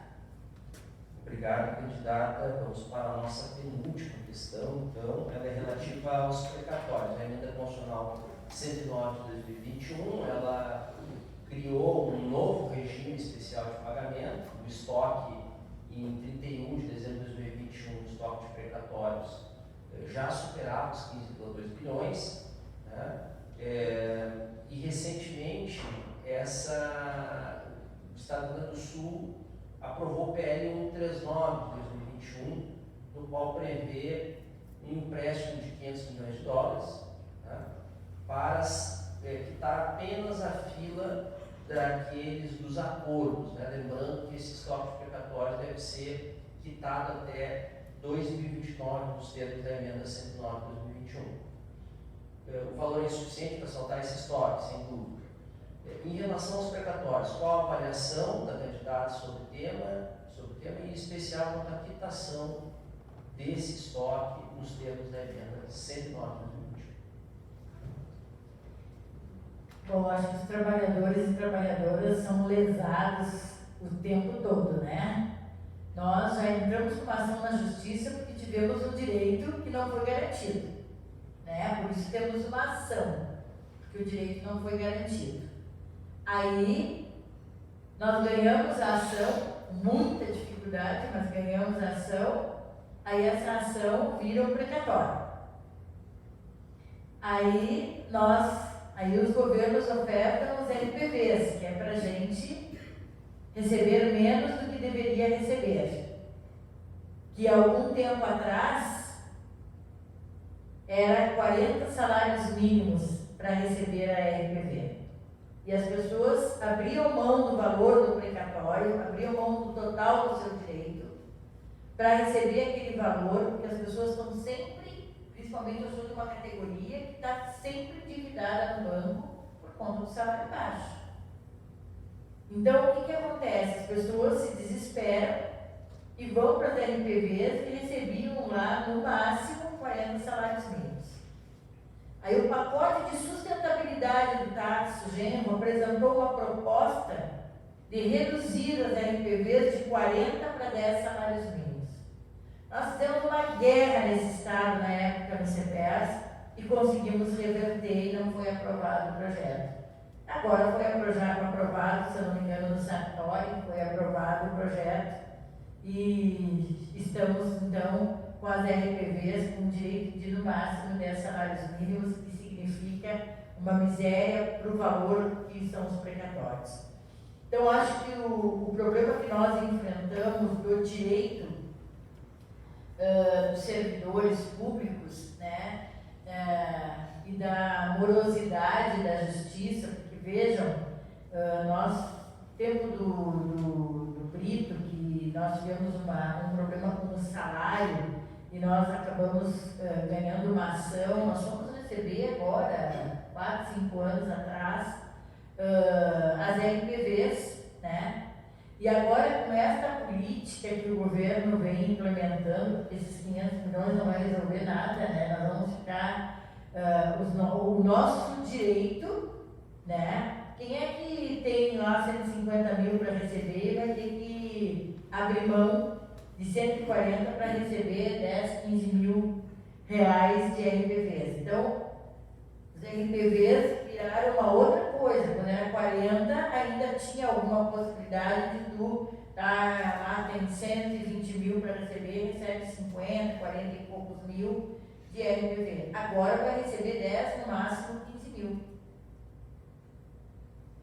Então, nós estamos cada vez mais perdendo o nosso direito e os precatórios estão virando herança para os nossos filhos, porque nós não conseguimos receber em vida, né? Então, essa é a realidade da questão dos precatórios. Nós achamos que é fundamental que a gente inverta essa lógica e que os trabalhadores tenham o direito de receber aquilo que lhe é de direito. Assim como nós achamos que a lei de falência, que quando uma empresa, que isso foi no governo Dilma, a lei de falência, quando uma empresa fale, Antigamente os trabalhadores eram pagos e depois pagavam a dívida com o setor financeiro. Então, nós achamos fundamental reverter a lei que foi aprovada durante o governo Dilma e Temer, que primeiro paga o setor financeiro e depois paga os trabalhadores. E aí, depois de pagar o setor financeiro, se não tem dinheiro, fica com a dívida com os trabalhadores ad eterno, né? Que é uma penalidade, a empresa que paga e o trabalhador que paga a conta. Então, nós achamos que em nível nacional isso tem que ser revertido, assim como a reforma trabalhista tem que ser revertida. E a reforma trabalhista é isso, né? Tu entra com uma ação, se tu perde, tu paga. Isso é para inibir os trabalhadores de entrar com ação. E assim como os precatórios, nós achamos que quem tem direito a receber aquilo que ganhou na justiça por um direito reconhecido, tem que receber na sua totalidade. Nós achamos que essa é a política correta dos trabalhadores. Obrigado, candidata. Muito bem, vamos para a última questão da sabatina, então, que o tema é a Previdência Pública. Bom, a reforma previdenciária introduzida pela emenda 103 estabeleceu novos paradigmas para a Previdência de Estados e municípios. No caso do Rio Grande do Sul, ela foi recepcionada tanto pela Lei 15.429 de 2019, quanto pela emenda 78 de 2020. E aí foi uma série de novos comandos introduzidos, né? Desde a contribuição ordinária progressiva, passando pela ampliação da base de cálculo para servidores aposentados e pensionistas, né? Não mais do que excede o teto de regime geral, mas o que excede o salário mínimo. Além da ampliação da idade mínima de aposentadoria, novas regras de cálculo de aposentadoria e pensão.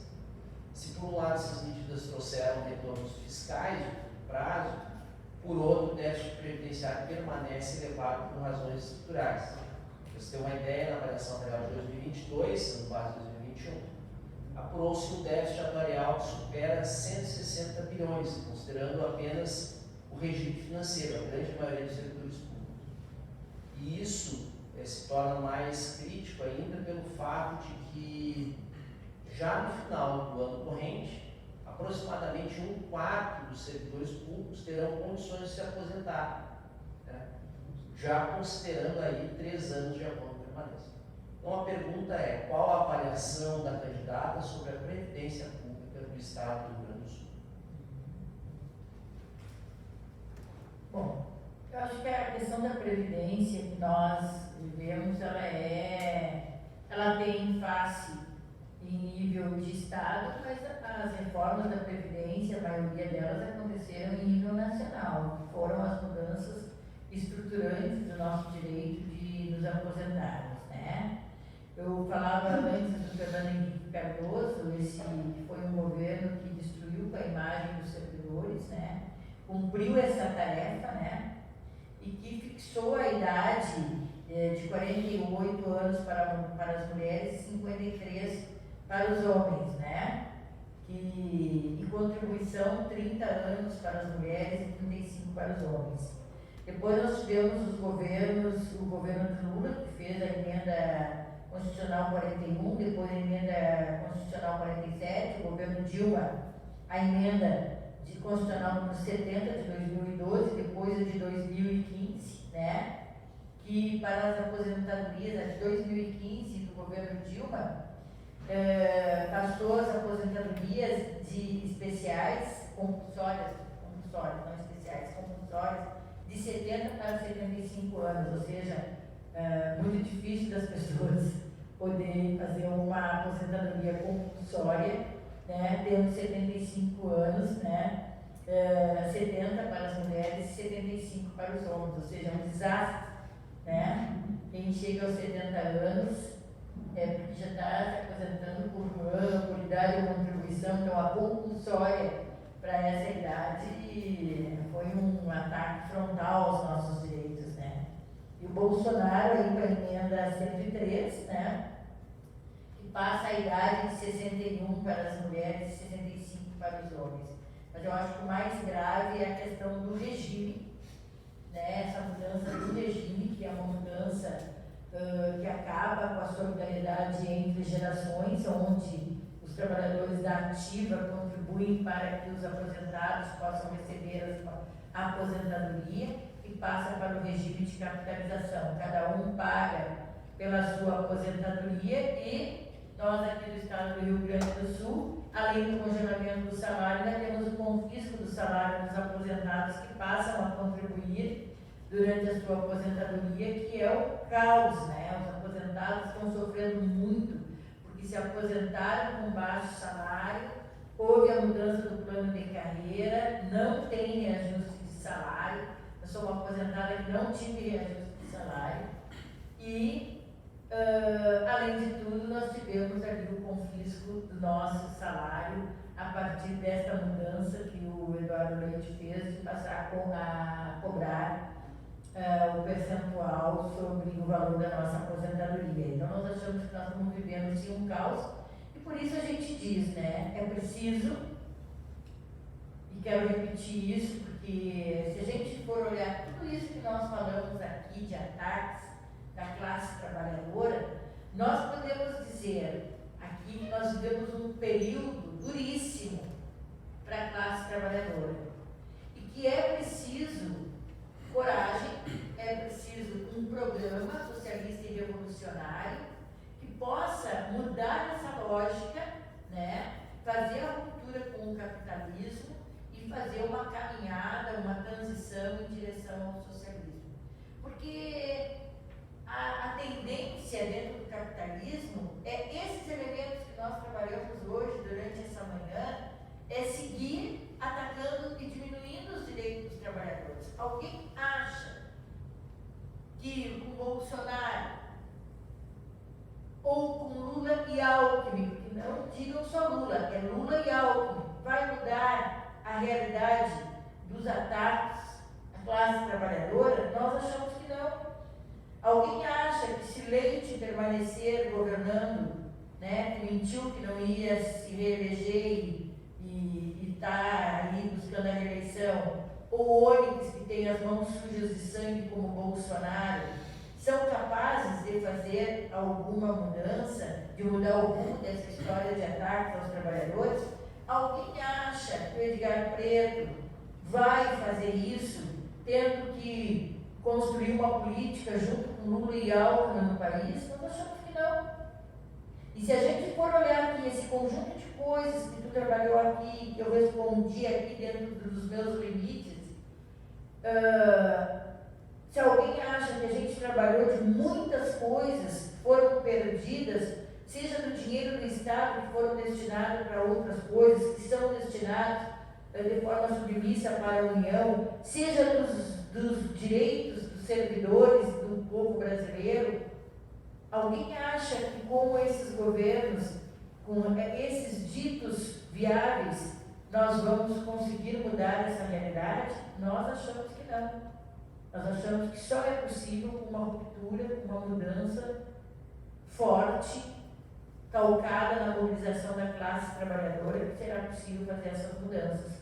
E a gente acha que com o debate que nós fazemos com a população e com a classe trabalhadora, se a gente tenta ao máximo tentar ser compreendida no que nós estamos dizendo, e obviamente nós somos humanos, não temos toda essa capacidade, mas procuramos fazer isso, para que outras pessoas possam estar ajudando neste projeto, neste programa. Porque se nós não começarmos agora, nós vamos esperar um pouquinho mais. Olha tudo que nós falamos de dificuldades para a classe trabalhadora. Olha a fome e a miséria que nós vemos todos os dias nos jornais, a fila do osso. Olha a violência e o ódio que está acontecendo no nosso país. Quando que nós vamos começar essa mudança? Quando? Eu tenho muito receio que a gente vai começar a mudança quando tiver um caos instalado. Por isso nós nos apresentamos como uma alternativa de mudança. Por isso nós nos apresentamos como uma alternativa de um projeto socialista e revolucionário que nós achamos que nós estamos no limite. E não é porque a gente quer, a gente precisa fazer essa mudança. Ou nós vamos ver o caos. E aí vai ser muito duro para todos nós. Não ficar para ninguém no caos, que já está virando um caos, né? Então, queria dizer isso porque é a nossa preocupação e é onde nós estamos nos aprofundando muito na leitura da conjuntura e na possibilidade de estarmos apresentando o nosso projeto como uma alternativa. Obrigado, candidata Regiane. Quero agradecer esse percurso até aqui no nosso encontro dessa manhã. Gostei muito claro as respostas, didática como uma boa professora, né? E agora nós passamos a possibilidade da gente abrir para as perguntas dos nossos espectadores. Então, Eduardo, se alguém gostaria de encaminhar uma pergunta à candidata,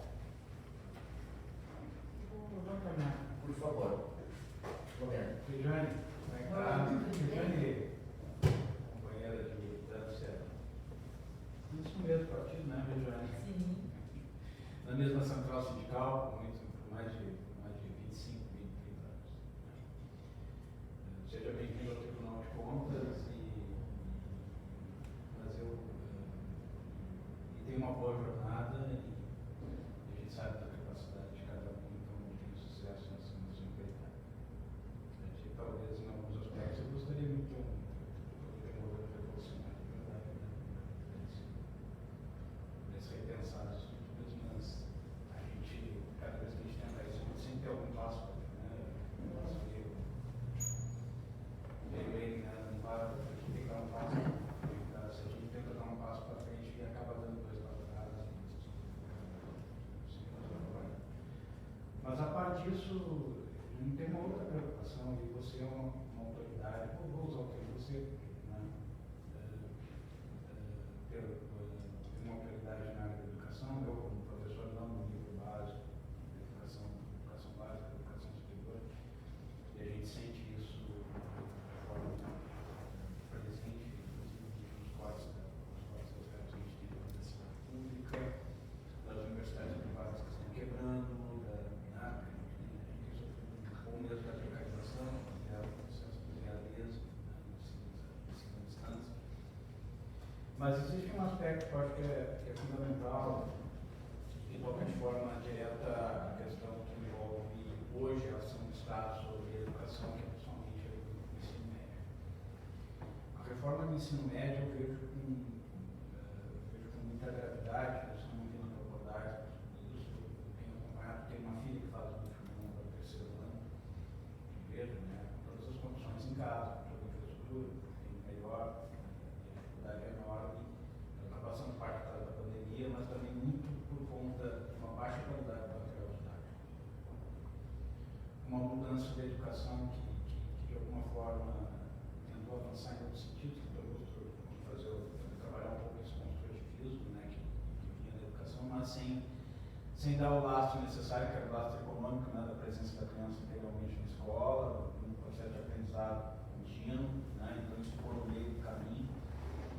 E hoje o que a gente tem visto, e isso tem me assustado bastante, é uma baixa qualidade, inclusive de material didático, inclusive da capacidade de ensino dos professores. Estou falando aqui em geral, falando da educação pública, educação privada, e mais grave ainda na educação privada, tem uma quadra da minha casa, hoje é o Flores da Cunha, né? Porque antigamente era uma bela de uma escola e hoje está colocada num canto lá quase né? Então, onde a gente começa, a gente olha a criança, a gente olha os adolescentes entrando na escola, passando no shoppingzinho que tem perto da minha casa, daqueles Zafre ali, eles não entram, sabia?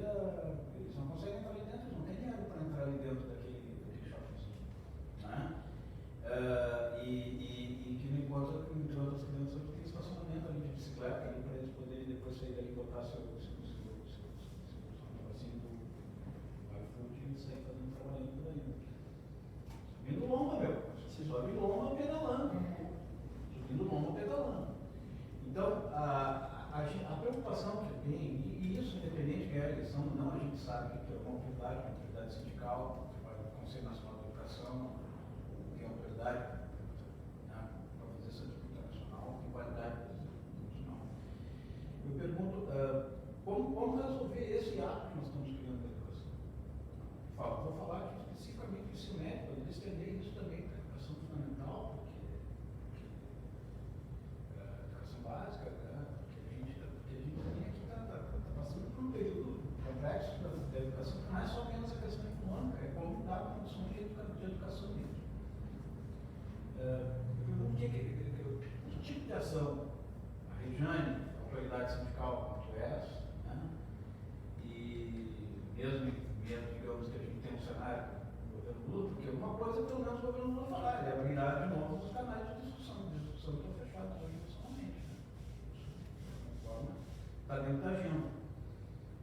E que isso possibilite de alguma forma de melhoria nas condições de aprendizagem da nossa sociedade em geral, porque isso hoje crianças, depois adolescentes, depois adultos, né? E são aqueles que depois vão receber lá dentro da universidade para fazer, né? Para irem se educar. Qual a tua posição sobre isso? O que tu pensa sobre o que está acontecendo de fato, né? Com essa baixa qualidade do material didático, com esse processo incompleto que aconteceu, esse ato que nós estamos criando na educação, né? E essa precarização que vem em conta dessa ideia do ensino à distância. O Paulo também beneficia do Rosane, porque senão eu não conseguiria dar aula no IBAN.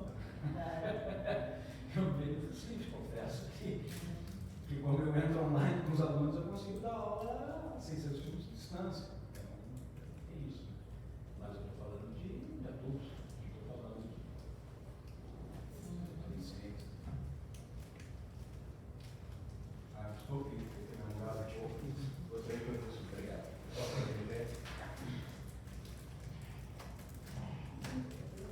Então, realmente, acho que o companheiro traz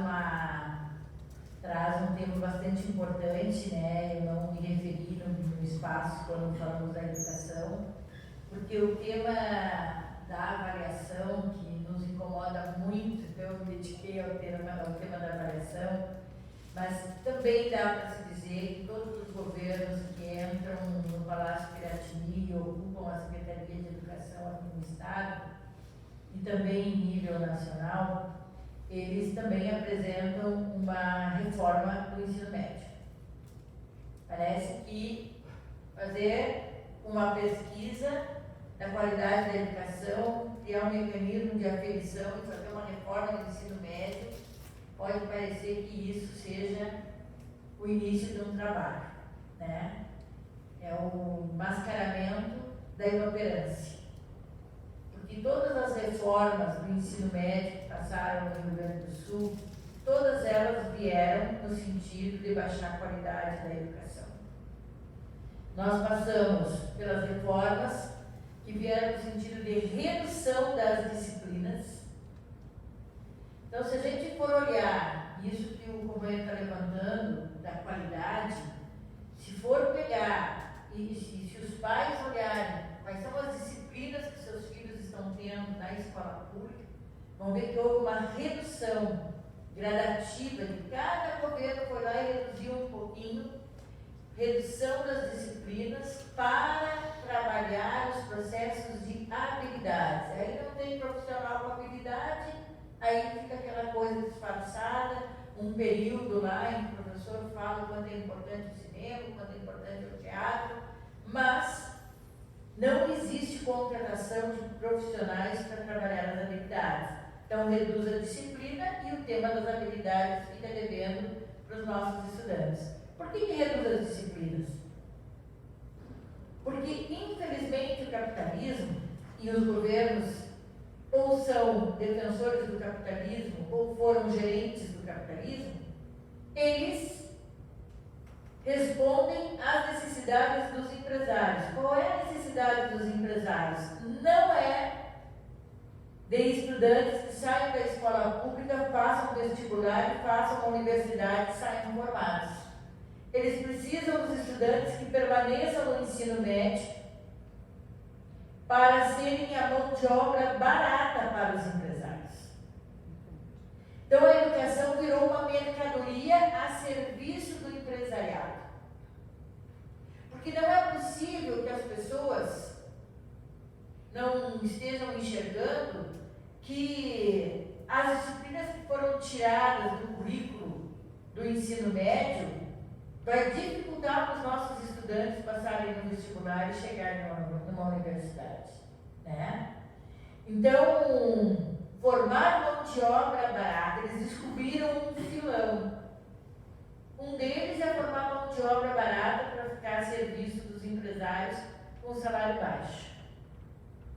Porque se os nossos filhos, os filhos da classe trabalhadora que usam a escola pública, chegarem à universidade, eles não vão poder oferecer, eles não vão poder ter uma mão de obra barata. Vai sair mais caro para o empresário. Então é melhor ter alguém que permaneça no ensino médio, não chegue numa universidade, né? Porque ele vai continuar contratando lá os formados na universidade, que deve ser uma meia dúzia, e a grande maioria dos que vão produzir a riqueza serão os que terão um salário mais baixo, né? E eles descobriram um filão. Por isso que a gente chama de educação é uma mercadoria.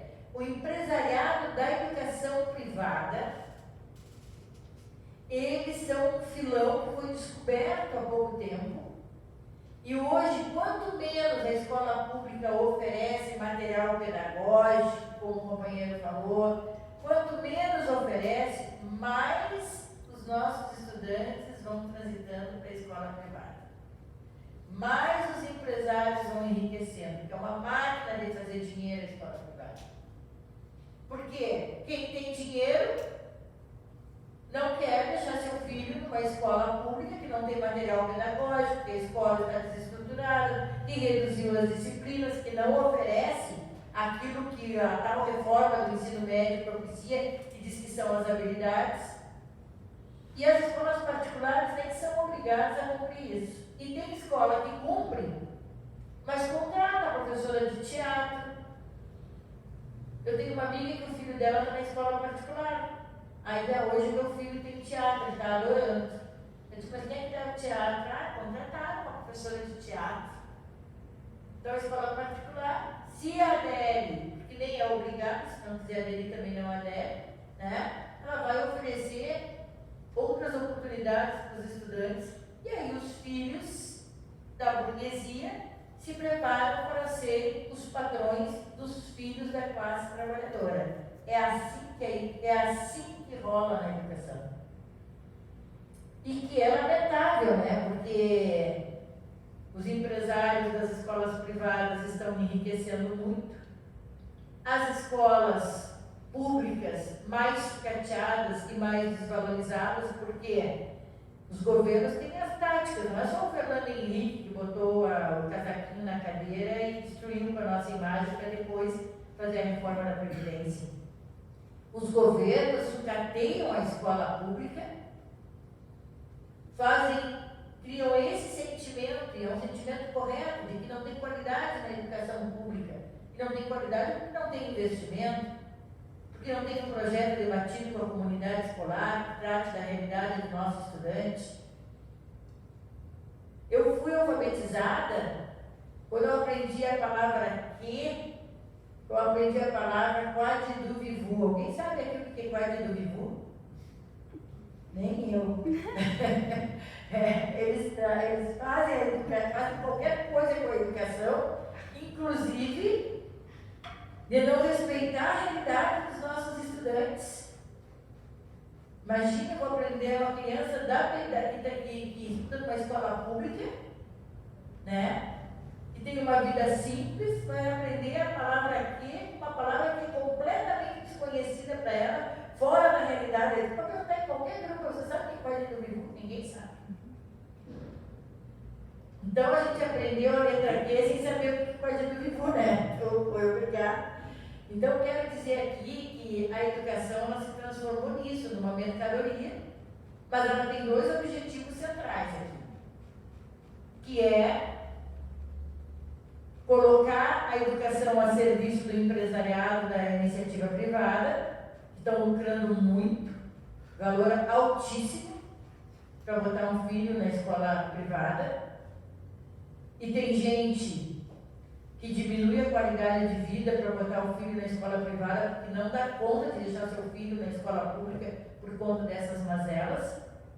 E é isso que o Estado quer mesmo, é isso que os governos capitalistas querem, esvaziar as escolas públicas, e depois eles justificam. 54 escolas foram fechadas no estado do Rio Grande do Sul. Por quê? Diminuiu o número de alunos. Por quê? Porque foram para a escola privada. Por quê? Porque destruíram com a escola pública e empurraram as pessoas a se endividarem para botar seus filhos na escola privada. E o outro motivo é a pressão dos empresários para produzir mão de obra barata para eles continuarem lucrando em cima da produção dos nossos filhos que crescem e vão ser explorados nas grandes empresas. E os governos vão investindo, dando isenções de impostos para essas empresas nos explorarem os nossos filhos. Então, por isso que nós dizemos, tem que expropriar as empresas, tem que ter uma política para a educação que dê conta, uma política da educação que dê conta de um projeto educacional que nós, comunidade escolar, possamos construir, saber que educação que nós queremos para os nossos filhos e acabar com essa bandagueira de entregar a educação para o empresariado. Educação não é mercadoria e nós sabemos o quanto depende da educação a formação de uma sociedade. O quanto depende. Nós não achamos que a educação resolve todos os problemas. Não achamos isso. Mas nós achamos que boa parte o processo educacional, ele representa uma boa parte do que nós queremos enquanto projeto de sociedade. Obrigado, candidata Regiane. Acho que percorremos um bom projeto aqui nessa manhã. E não havendo mais perguntas dos nossos espectadores e espectadoras, eu quero te agradecer em nome do Ceará Sindicato, a tua presença, a tua coragem, a possibilidade de nós conversarmos com essa candidata mulher, né, num espaço, assim, procuramos tratar com todo carinho para que tu viesse aqui colocar as tuas ideias. Então, quero te agradecer e encerramos, então, este encontro com a candidata Regiane Oliveira. Obrigado a todos e todas pela presença e que puderam estar aqui participando desse evento esta manhã. Obrigado.